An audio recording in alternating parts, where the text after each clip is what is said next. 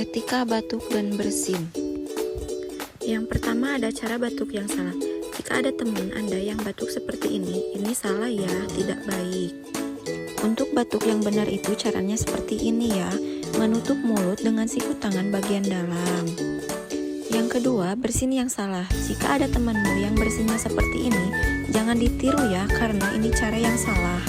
Untuk bersin yang benar itu caranya kayak gini ya, menutup mulut saat bersin menggunakan tisu atau sapu tangan, dan setelah itu membuang tisunya ke tempat sampah.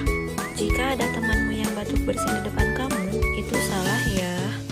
Cara yang benar adalah dengan menggunakan masker, agar virus tidak tertular ke orang lain. Mungkin cukup sekian video edukasi dari saya.